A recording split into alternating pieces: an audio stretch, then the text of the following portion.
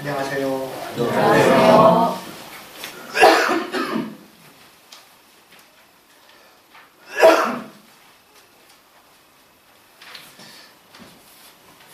오늘은 사순절 둘째 주일입니다.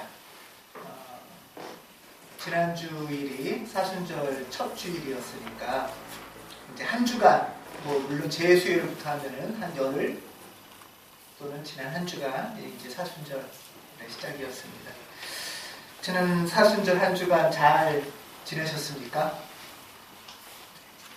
아멘 하네요. 더 잘 지내셨으면 할렐루야도 괜찮은데. 네. 우리가 지난 주일에 사순절을 묵상하면서 몇 가지 키워드를 가지고 사순절을 생각해 봤습니다. 그중 하나가 히브리민이라고 말하는 히브리와 같은 어원의 아바르라고 했죠. 기억나시나요? 예. 아바르의 뜻은 뭐라고 했죠? 잘 살던 곳에서 떠나는 것. 그러니까 이스라엘 사람들도 이집트에서 잘 살다가 잘 못 살았죠. 물론 잘 못 살았지만 잘 못 살아도 떠나는 것 어떠세요, 여러분? 지금이 별로 행복하지도 않고 괴롭고 불편해요. 만족스럽지도 않아요. 그렇다고 해서 그래, 정리하고 떠나자. 떠나는 것보다는 참고 사는 게 쉬울 때가 더 많죠? 예, 그만큼 떠나는 게 어렵습니다. 지금 살기 힘들어, 막 죽겠어, 살겠어, 아우 지겨워, 그래도 그러면 툴툴 털고 새로 시작해볼까? 라고 하는 거는 아니, 그냥 좀 더 견뎌볼게 하기가 쉬운 게 우리 삶이죠. 안정되고 익숙한 도시의 삶에서 새로운 곳으로 떠나는 것, 그것이 아바르라고 했습니다. 히브리인이 된다는 것은 그냥 견디고 버티고 이 자리에 사는 게 아니라 위험하고 낯설지만 새로운 곳으로 떠나는 것. 새로운 곳으로 떠나는 사람들의 집단이 히브리인입니다. 히브리인은 어떤 혈통, 집안, 가문의 문제가 아니고 그런 의지와 결단을 갖고 위험을 감수하는 집단이라는 뜻이죠. 그런 무리들이 히브리인입니다. 그런 면에서 우리들은 믿음의 히브리인, 믿음의 히브리 족속들인 것이죠.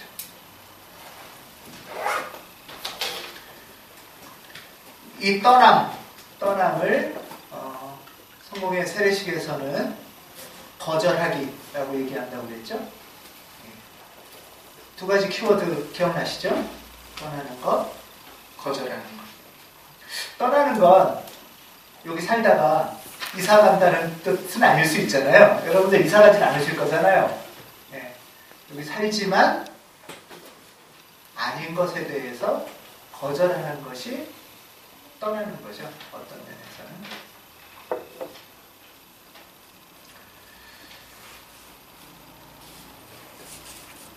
세례와 관련이 되는 사순절의 시간이라는 것은 그리스도인이 아니었던 사람이 사순절의 준비 시간을 거쳐서 세례를 받고 그리스도인이 되는 거죠. 그러니까 그리스도인이 되어가는 과정이란 뭐냐 하면 거절하고 떠나는 삶과 관련됩니다. 그래서 사순절은 그리스도인이 되는 절기라고 말씀드렸죠. 이 절기에 우리는 과거에 가졌던 그 세례를 온전케 하기 위해서 떠나야 할 것을 분명히 하고 떠나는 히브리인, 또 나에게 다가오는 모든 것을 수용하고 순응하는 게 아니라 분별하고 거절할 것을 단호하게 거절하는 태도. 이것이 우리가 다시 부활절에 그리스도인이 될 수 있는 조건입니다.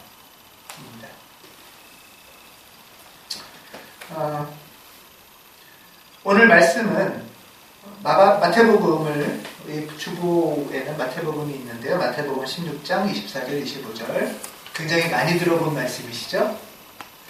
저는 이 말씀이 싫어서 설교를 한 적이 거의 없어요. 여러분 이 말씀 좋으신가요?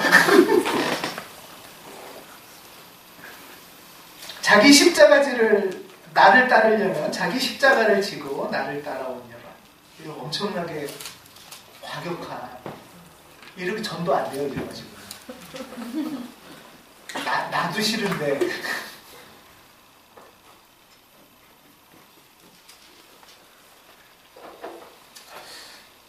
십자가는 다 아시죠? 십자가는 뭐를 하는 도구입니까? 사형도구죠? 사형도구. 그러니까 굉장히 거룩한 그리스도교의 상징인 십자가가 사실은 목걸이가 있다는 건 섬뜩한 거예요. 그렇죠? 예. 이걸 볼 때 푸근하고 안정감만 있는 게 아니고 굉장히 섬뜩한 거죠. 십자가는 사람을 매달아 죽이는 사형 도구고 예수께서는 이 십자가로 죽었죠. 근데 본문에서는 자기 십자가를 지고 나를 따라오너라. 잘 찾아봐서 자기 십자가가 뭘까요? 그러니까 소유격이에요. 내 십자가. 내 십자가가 있대요. 여러분들도 자기 십자가가 있다는 거예요. 그거 어디다 두셨나요? 네. 각자 자기 인생에 자기 십자가가 있다는 거예요. 근데 자기 십자가를 지고 따라오라니까 어쩌면은 많은 사람들은 자기 십자가가 있는데 어디 그냥 창고나 어디 처박아 두고 없는 척하고 사는 건가? 이런 생각도 들더라고요. 내 십자가, 우리가 각자 자기 십자가가 있답니다. 근데 그 십자가를 지고 따라오라고 하는데요. 한번 상상을 해봤어요. 내 십자가는 비어있는 십자가예요.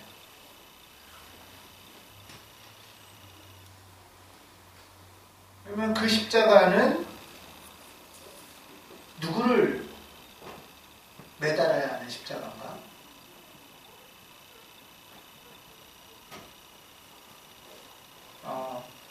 저놈만 없으면 살겠다 하면 어떤 놈을 매달을 수도 있겠죠. 저 사람만 없으면 내 인생은 해피해질 텐데, 그게 옛날에 과거의 어떤 인물이든 나를 엄청 괴롭혔던 우리 부모든 아니면 저 원수 같은 사기꾼이든 그놈만 매달으면은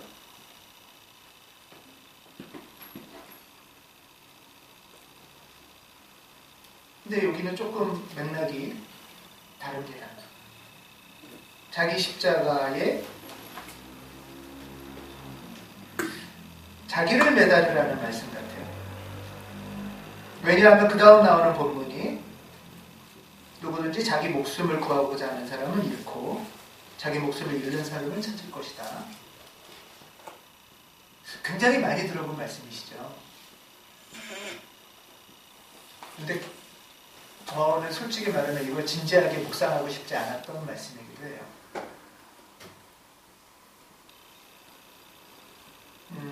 참 어려운 말씀입니다. 근데 이 말씀대로 하면 죽기 싫어서 십자가에 안 매달리고 도망가는 사람은 목숨을 잃고 자기 십자가에 자기를 매달아서 죽이는 사람은 자기 목숨을 얻을 것이다.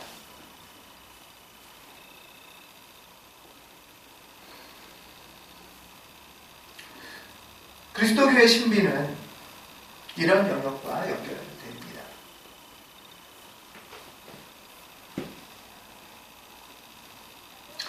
십자가에 나를 죽이는 것을 바로 앞에 본문에서는 자기를 부인한다. 이렇게 표현합니다. 자기를 부인한다.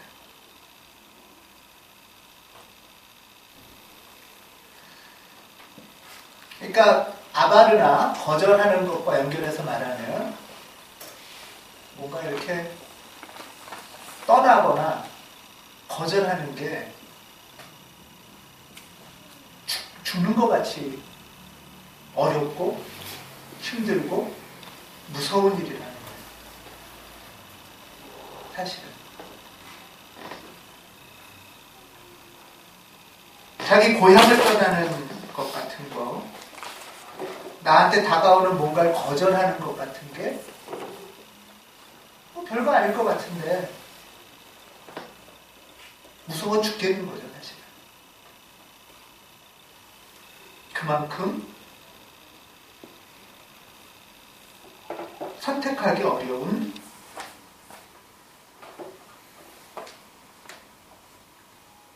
어쩌면은 죽음과 같은 경험.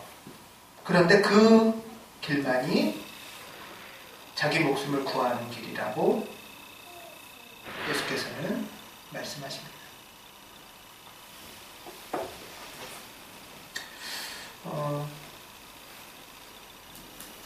근데 이게 이제 헷갈려요. 어떨 때는 나답게 사는 것이 신앙이라고 했는데 이제 또 나를 죽이라고 하면 어떤 나를 살리고 어떤 나를 죽여야 되나, 이게 이제 과제로 다가오잖아요. 그렇지 않습니까? 나의 모든 것을 다 없앤다면 나답게 산다는 건 또 뭔가?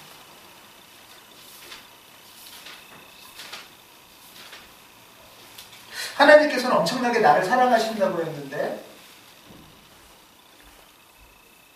이제는 나를 부인하고 또 죽이라고 한다. 나를 부인하고 십자가에 못 박아야 할 그 나, 자기 부인을 해야 한다고 할 때 그 자기는 누군가 하는 게 우리의 이제 신앙의 과제인 거죠.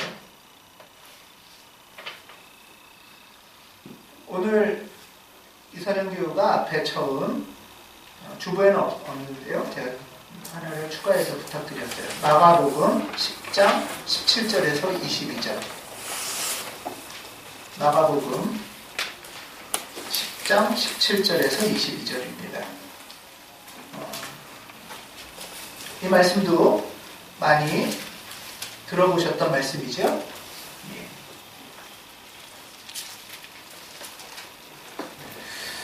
마태복음에 자기 부인하고 십자가를 지고, 이것도 되게 하기 싫은, 듣기 싫은 구절이고 말씀인데, 이 마가복음 10장 17절은 어떠세요? 이거는 이 본문, 이 내용은 뭐냐 하면 어떤 젊은이가 예수님한테 가서 어떻게 해야 영생을 얻습니까?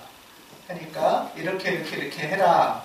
그러니까 예, 그 정도는 저도 애쓰면서 해왔습니다. 그리고 마지막에 뭐라고 하시죠? 있는 소유, 재산을 다 팔고 나를 따라와라. 이렇게 말하잖아요. 예. 그래서 이제 이 친구가 돌아갔다. 이런 게 이제 이 내용인데요. 이 말씀도 굉장히 좀 어렵고 불편하게 다가오시나요? 어때요? 한이야? 이 말씀, 이 부자 젊은이?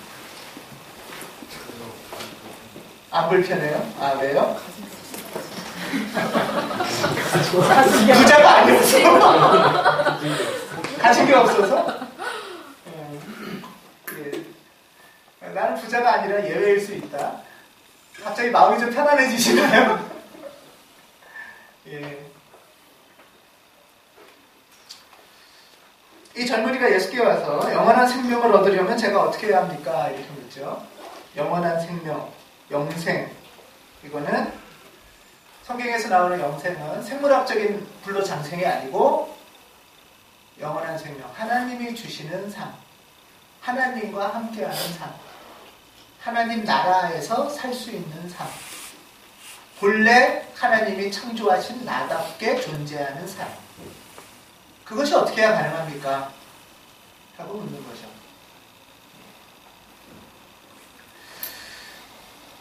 이것을 물었을 때 예수께서는 마가복음 10장 21절에 보면 그를 눈여겨보시고 사랑스럽게 여기셨다고 그래요. 여러분들 동생이나 자녀나 후배가 어느 날 와서 어떻게 해야 제가 좀 사람답게 살 수 있겠습니까? 이렇게 물어보러 온다면 어떠실 것 같으세요, 여러분?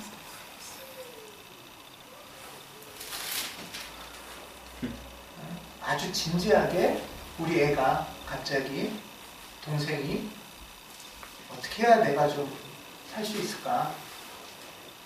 참 사랑스럽고 아름답지 않겠어요? 그 진지함과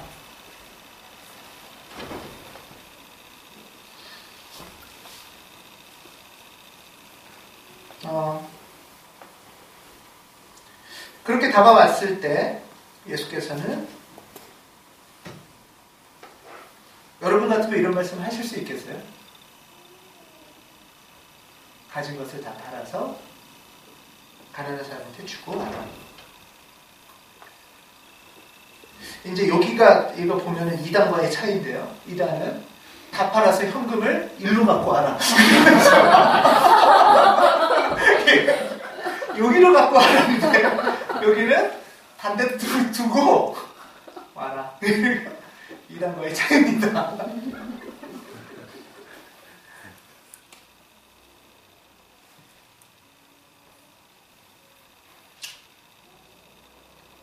네가 가지고 있는 것을 팔아서 나눠주고 와라.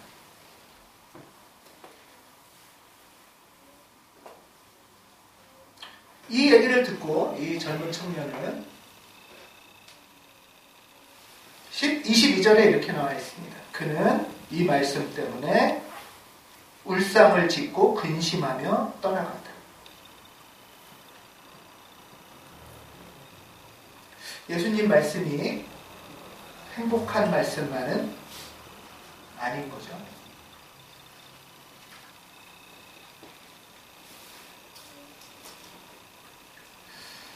이 말씀은 우리가 좀 깊이 묵상도 하고 형편과 상황에 따라 우리에게 다르게 다가오겠지만 저는 오늘 예수께서 많이 가진 것을 나눠주고 오라는 것에는 어떤 뜻이 있을까?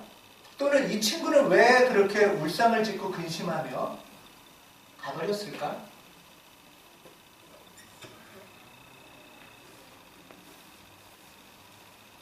여러분은 이 말씀을 들으시면 어떠실 것 같으세요?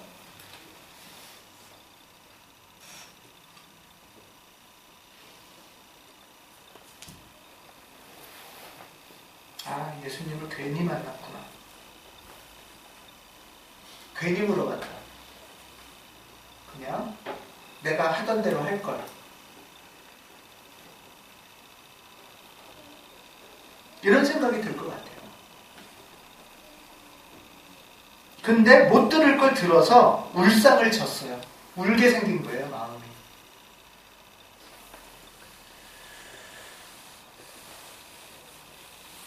그냥 내가 여태까지 살던 대로, 아니 내 생각대로만 살 걸. 괜히 물어봐서, 괜히 그 소리를 들어서. 어쩌면 예수께서는 네 갖고 있는 것을 갖다가 나눠주고 팔고 와라 라는 말에는 네가 돈에 의지하는 마음이 어떤지를 묻는 걸 수도 있겠다 싶어요. 돈 없으면 죽을 것 같은 마음,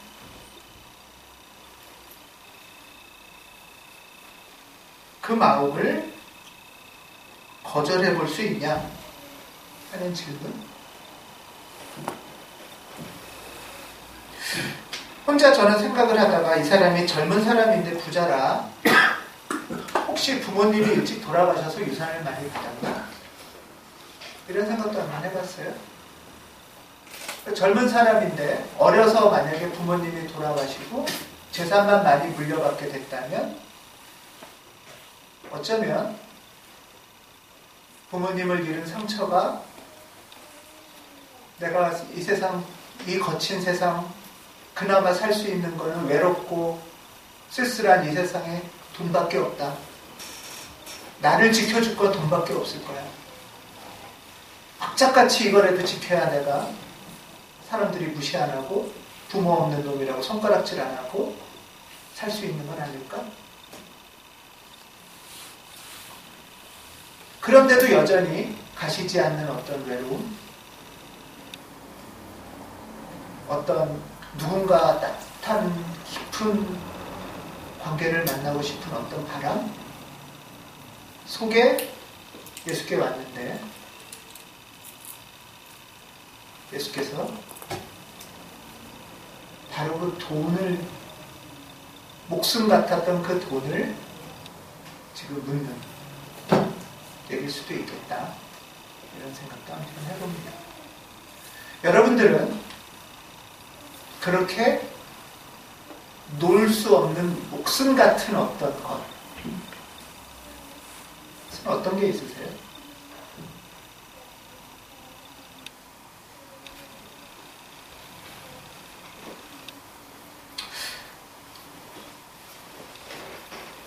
이 부인해야 할 자기를 에고라고 보통 표현합니다. 에고.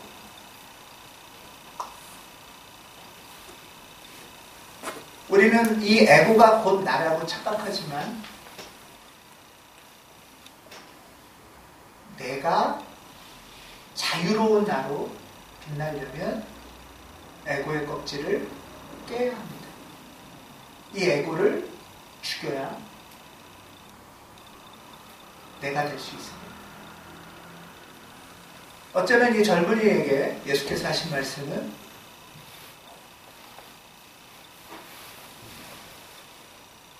그 쓸쓸함과 외로움과 두려움 속에 얽어매었던 돈에 대한 그 굴레를 깨야 오히려 네가 너다운 걸음을 시작할 수 있다 라는 말씀일 수도 있습니다.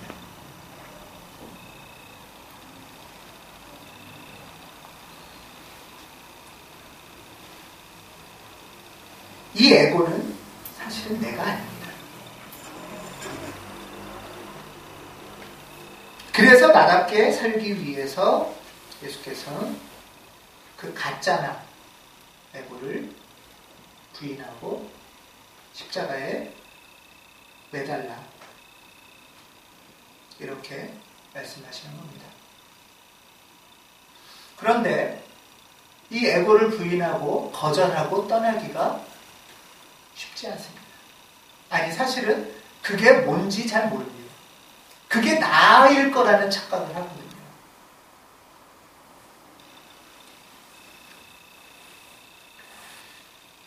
지난 사순절 한 주간 여러분들은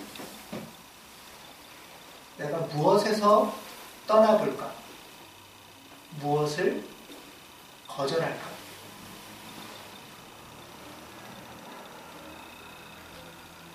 묻고 선택하는 시간들을 가지셨는지 다시 여쭙니다. 내가 떠나거나 거절해야 될 것에는 내 속에 좀 더 숨어있는 깊은 집착, 에고가 있습니다. 그 에고를 먼저 우리는 발견해야 되는데요. 내가 어떤 굴레에 있는지. 제 생각에는 이게 나의 집착이나 에고인가? 할 때 가장 발견하기 쉬운 게 있어요. 어떤 말을 들었을 때 발끈하는 거예요.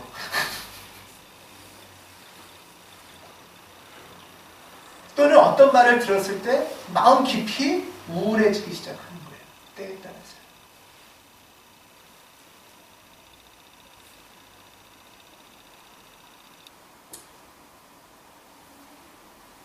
듣기 싫은 말이 내 에고를 건듭니다. 이 청년은 예수님을 만났는데, 우리는 흔히 그러잖아요. 예수님 만나면 기뻐요, 행복해요, 평안해요. 근데 듣고 싶지 않은 말을 들으면서 울상을 짓고 근심을 갖게 됐습니다. 왜 울상을 짓고 근심을 가졌냐? 내 에고가 보여지기 시작한 거예요. 그리고 이 에고가 내가 아니라는 것을 인정해야 되기 시작하는 거예요. 이 에고에서 떠나야 내가 영생을 살 수 있다는 걸 깨닫기 시작한 거예요.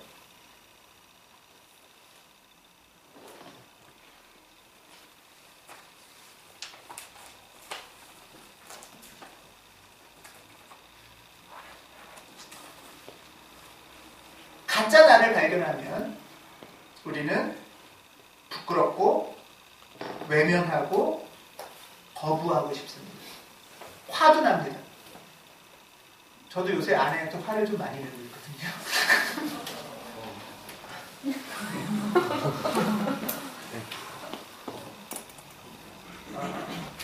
좀 됐어요. 왜냐하면 숨어있는 나의 안 보이고 싶은 모습을 자꾸 보여지게 하는 말들을 해요, 아내가.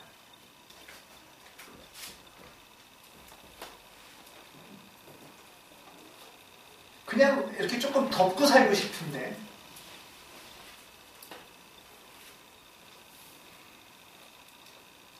그런 말 있잖아요. 어떤 강렬한 소식을 들으면 처음에는 화를 내고 처음엔 아니라고 그러고 나는 아니야.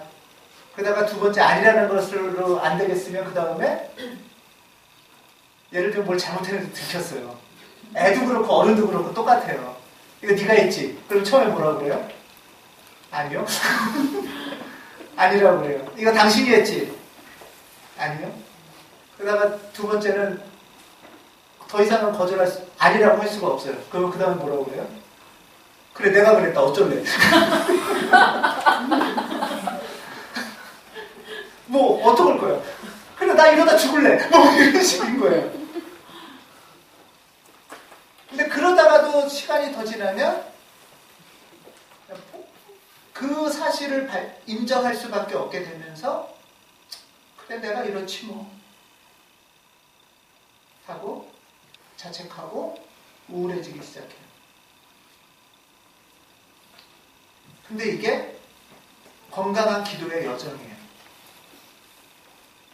기도하면 행복해요? 거짓말이에요. 기도 안 한 거예요. 기도하면 화나고 싫고 우울해져요. 그거는 내가 듣기 싫은 말 들을 때랑 똑같아요. 이 부자 청년이랑 똑같은 거예요.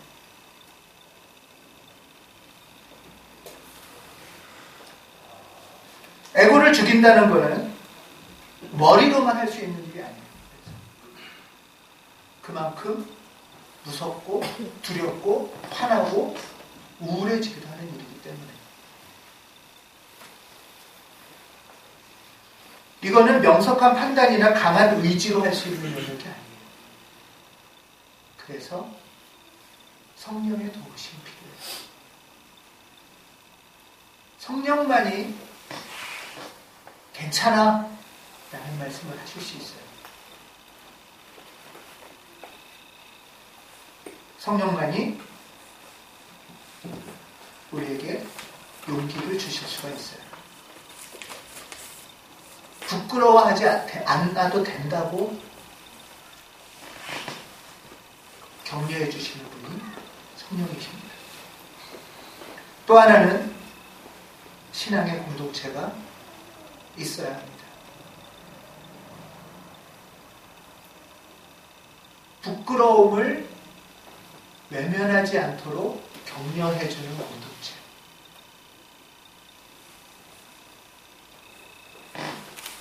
나 기도했더니 이만큼 잘 됐어. 이런 허세 떠너리 공동체 말고 기도했더니 모든 게 다 해결됐어 하는 곳 말고 하나님의 진실로 격려하는 공동체.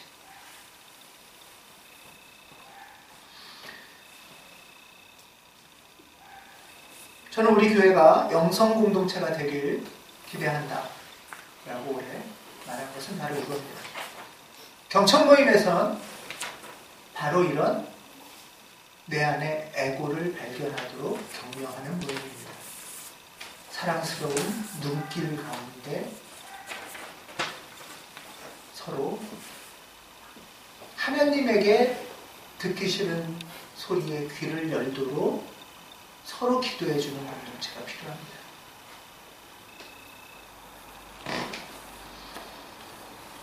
내 속에 숨어있는 에고를 직면하고 거절하고 떠나가는 과정에 그리스도 예수의 공동체가 있어야 하는 겁니다.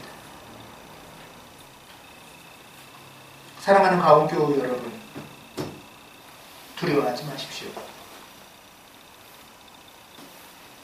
우리 오늘 성시교도 지난주에 베드로전서 말씀처럼 기도하고 하나님의 음성에 귀를 기울일 때 어려움이 다가옵니다. 이 어려움은 헛된 어려움이 아니라 에고를 벗어내야 되는 요청입니다. 여러분을 시험하려고 시련의 불길이 여러분 가운데 일어나더라도 무슨 이상한 일이나 생긴 것처럼 놀라지 마십시오. 기도하면 이런 요청이 다가옵니다. 그만큼 여러분은 그리스도의 고난에 동참하는 것이니 기뻐하십시오. 그러면 그리스도의 영광이 나타날 때 여러분 또한 기뻐 뛰며 즐거워하게 될 것입니다. 사순절 둘째 주일, 예수께서 완전하신 것처럼 우리도 예수의 길을 따라 한 걸음 한 걸음 완전의 길로, 자유의 길로 온전함으로 나가는 우리 되기를 주님의 이름으로 축원합니다. 기도하겠습니다.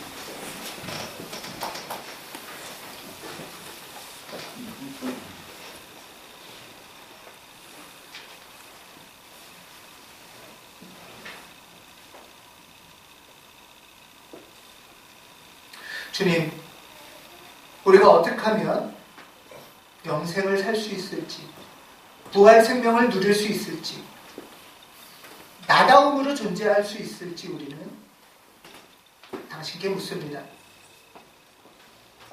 하지만 한편으로는 당신이 주시는 그 대답을 듣고 싶지 않은 마음이 또한 있습니다.